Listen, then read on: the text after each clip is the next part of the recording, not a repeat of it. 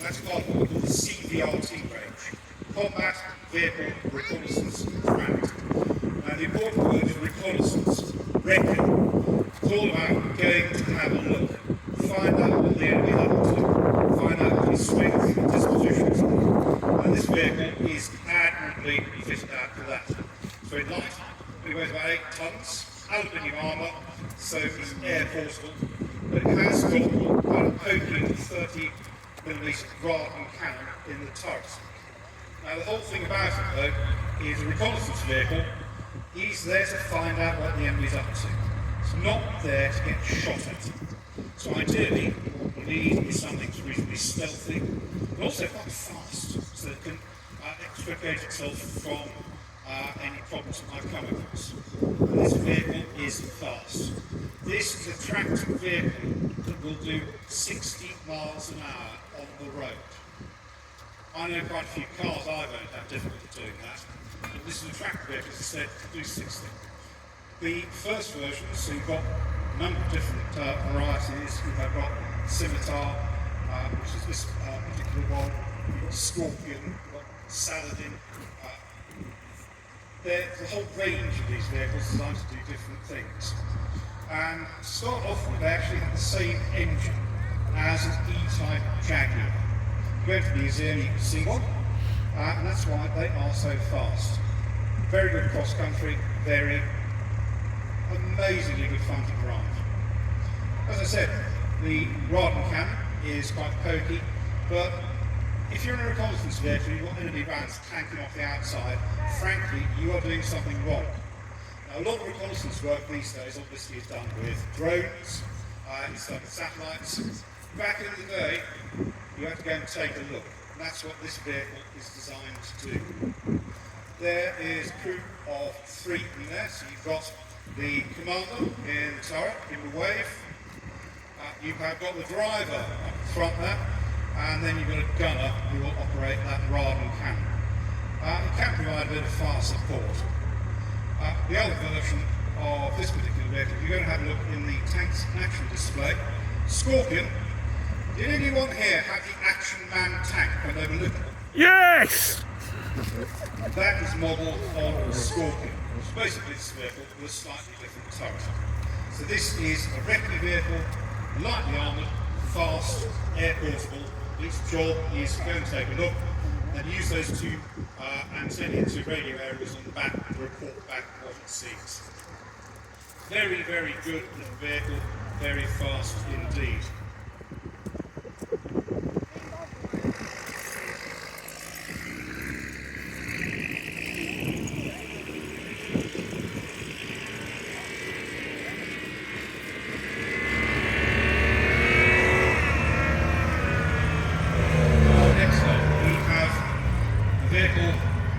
Vicious name, it's called a Piranha, and it's sort of it's a multi-purpose vehicle, if you like.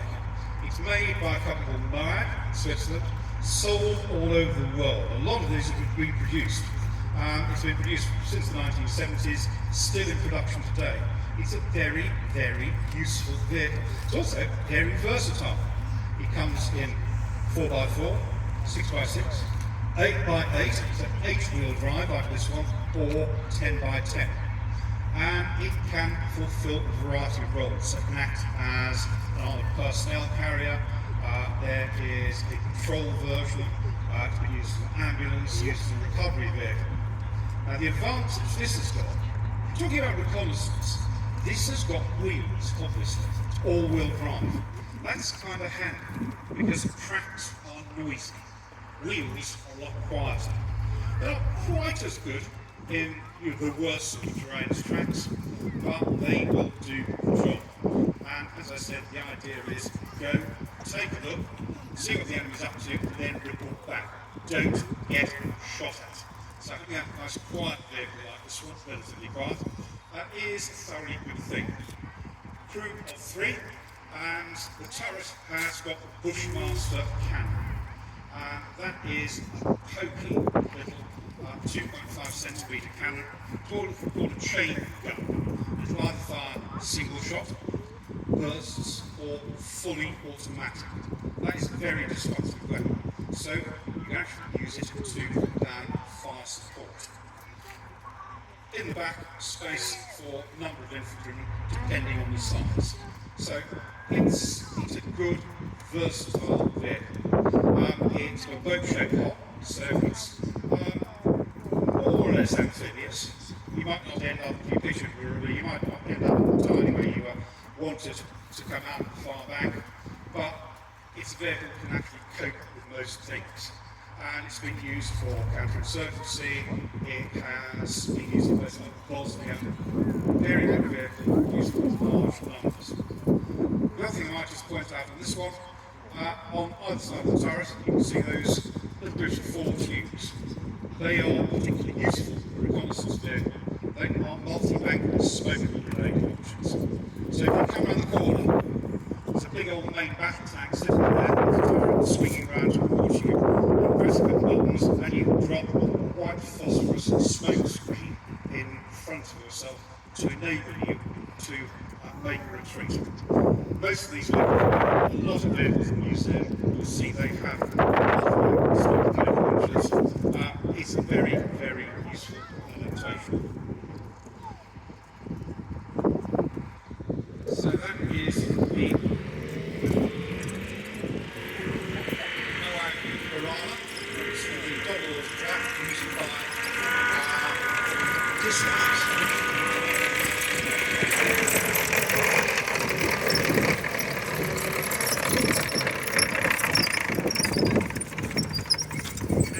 This vehicle is one I'm very fond of. I've got personal experience of. This is very sort of romantic name. This is FV432, Fighting Vehicle 432. This is an armoured personnel carrier. So it's just about the simplest vehicle you'll see today. It's a steel box on tracks. Certain amount of armour protection, but the important thing is you've got a crew of 2 in front, you've got the driver and the commander, but there's a large space at the back for a section of infantry. And here they come. Give them a cheer, ladies and gents. Hey! Some rifle volunteers. Now these guys, flinty-eyed dealers of death. They've had at least 20 minutes of infantry training. They weren't expecting to do this today, but they're, as you'll see a little bit later on, they've got a vital job to do. The big hatch on the top is what we'll call a mortar hatch, so you open that up and you can set up an 84mm mortar in that, and that will provide a fire support. Now the other thing is, I'm just going to mention a little bit about the tracks and how they work. If you look at just about any vehicle in the museum, any track vehicle, a lot of people are under the impression that if you took the tracks off and roll them on his wheels, it won't go anywhere, because most of those wheels are not powered. Now when you go back to the please don't try this, have a look and find the pair of vehicles on the vehicle that have actually, pair of wheels on the vehicle that are toothed. Here you can see them at the front. They're what we call sprocket wheels. They are the only pair that's attached to the engine, and they pull the track along. So what the tracked vehicle is doing is to effectively lay a trackway and then move along and roll over it. That is how the tank works. As I said, if you took those tracks off, this thing would just sit there, it wouldn't go anywhere at all. FV432, we call them Bulldog these days, came into service in the 1960s, he's still in service with the British Army. Looks a bit different engine, being up armoured, but still basically the same thing. I think it's incredible that we've got young soldiers who go to war in a vehicle that is actually older than they are. That is FV432 APC.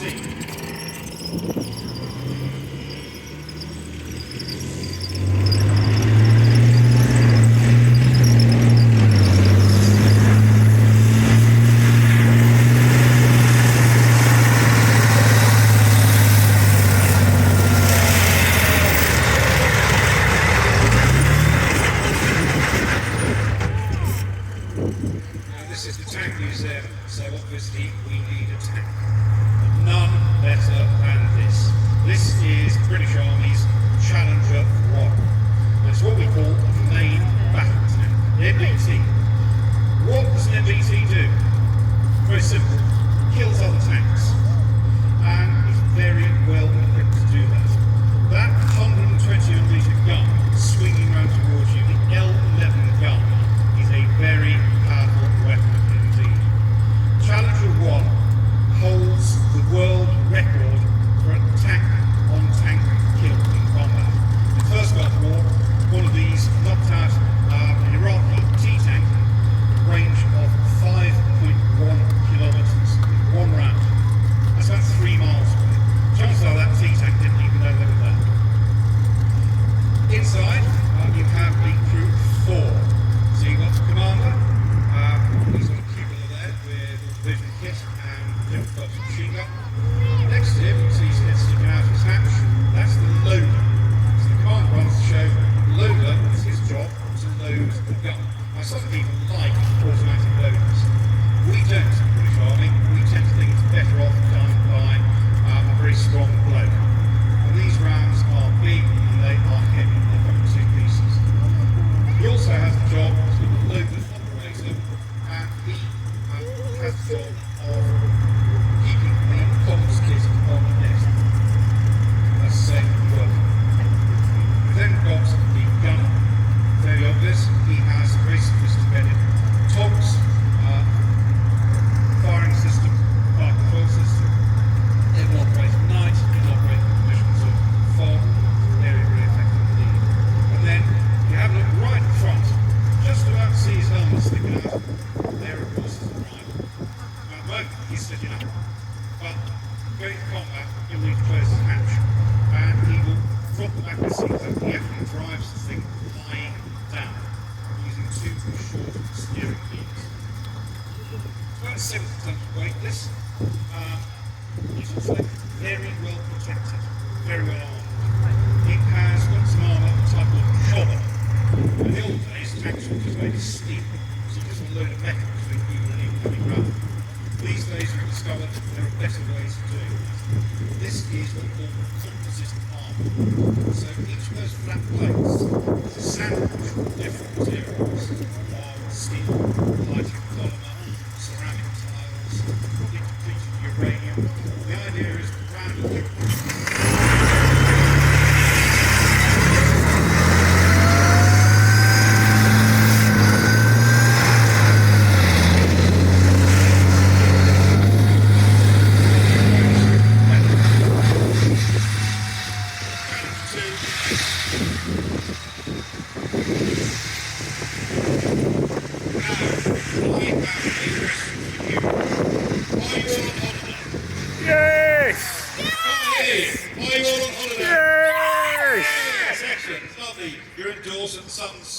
sort of shiny.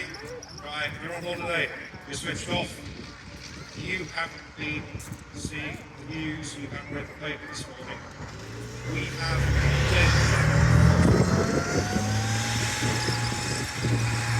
massive inundation of irritating that essentially has invaded.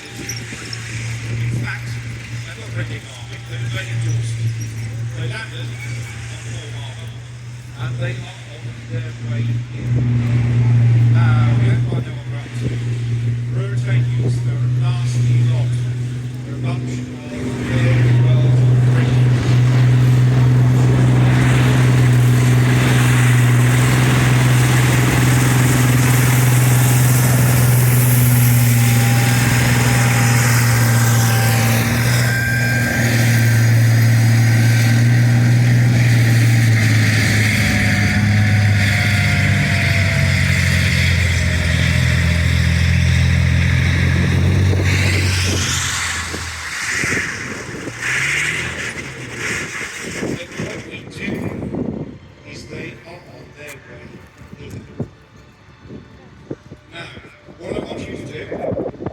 Keep your eyes open.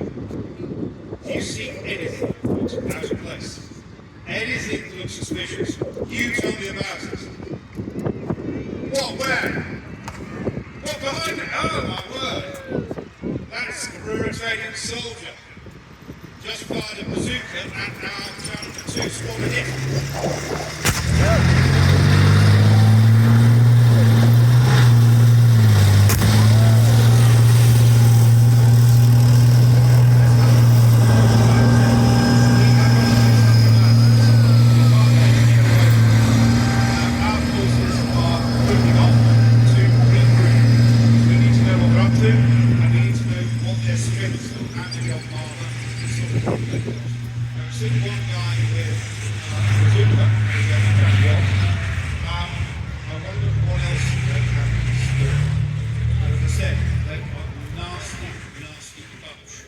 We should be okay. We've got the Bovington rifle volunteers on side. Oh, there we go, look. Oh, they were there. Oh, this is looking bad. This is a warrior. It's infantry fighting here. So, it's not a tank, it's an IFV. And it's got a turret with 30mm Radon cannon. And there are spaces in the back for up to 80 infantry. So it looks like they might have some more on board. Now that Ruritanian, look at this. They've stuck their rotten flag up. Boo! We can't have that. Give a boo! Boo! Ruritanians. We'll sort them out, don't you worry. Oh look, he thinks he's won, he's still laughing on them. Yeah, well, you've got to fix another thing. That's the Ruritanian flag and the skull and crossbones flag. Just shows the Boo! Boo!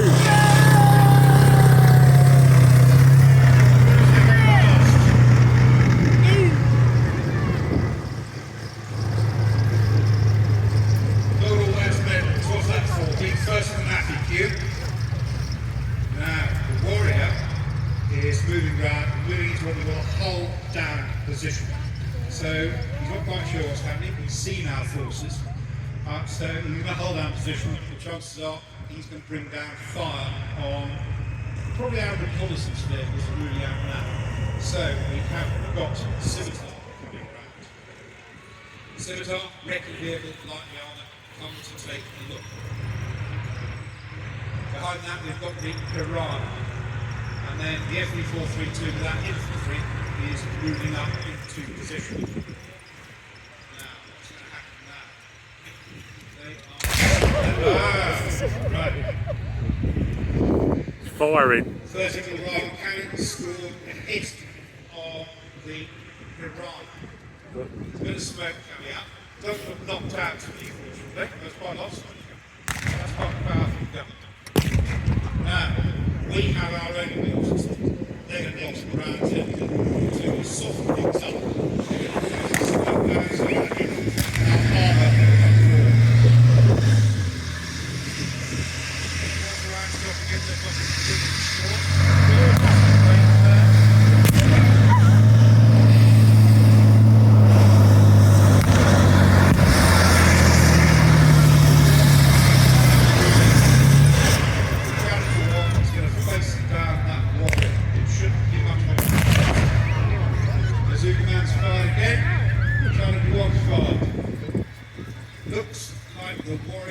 out of the game. There's a lot of smoke coming up there. Warrior looks knocked out to me. Yes, there is a white flag coming. They are in the infantry